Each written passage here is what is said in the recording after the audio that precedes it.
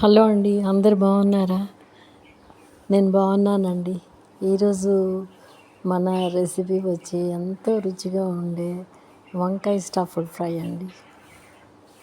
వంకాయ stuffed fry అంటే ఇష్టపడిన వాళ్ళు ఉండరండి. పిల్లలు వంకాయ కూర అంటేనే వద్దు వద్దు అంటారు కదా, ఇష్టం లేదంటారు.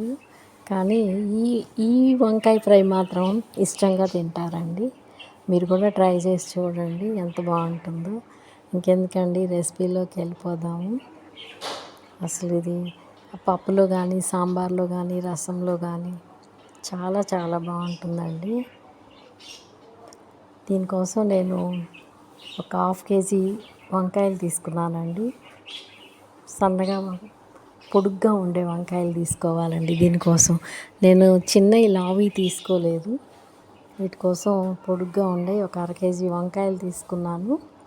దీనికి కావాల్సిన వంకాయలు, ఒక 2 మీడియం సైజు ఉల్లిపాయలు, ఒక హ్యాండ్ఫుల్ పల్లీలండి, వేయించిన పల్లీలు, హ్యాండ్ఫుల్ వేయించిన శనగపప్పు, అదే పుట్నాలు అంటారు కదండి, అది, ఒక 1/2 గార్లిక్ క్లోవ్స్ అండి.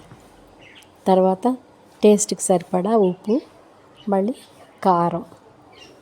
అంతేనండి. వీటి కోసం వీటన్నిటినీ ఇంకెందుకు ఆలస్యం, ఎందుకు, మనం రెసిపీలోకి వెళ్ళిపోదాం.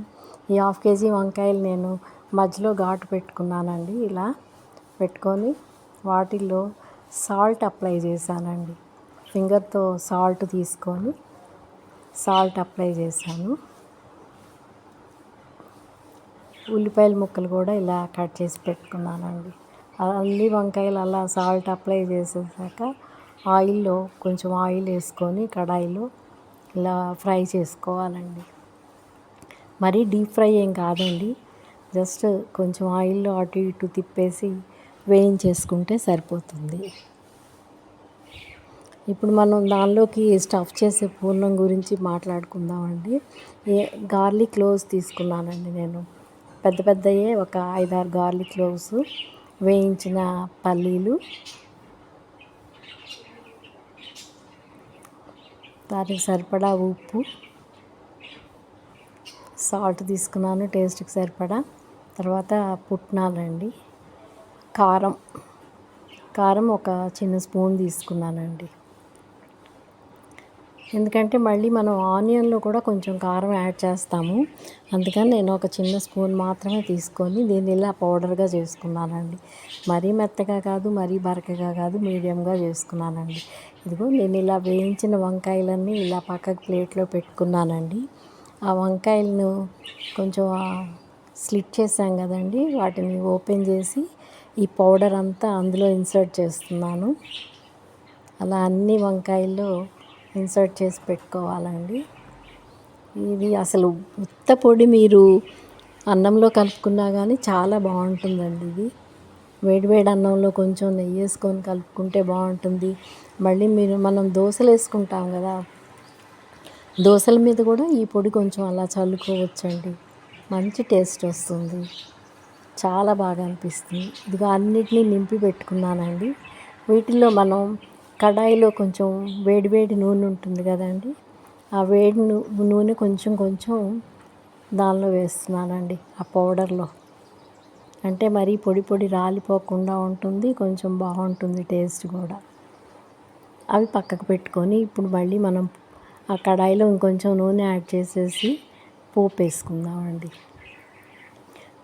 పోపు గింజలు, కరివేపాకు, ఎండుమిరపకాయలు అన్నీ వేసేసి ఉల్లిపాయలు వేగనిద్దామండి బాగా.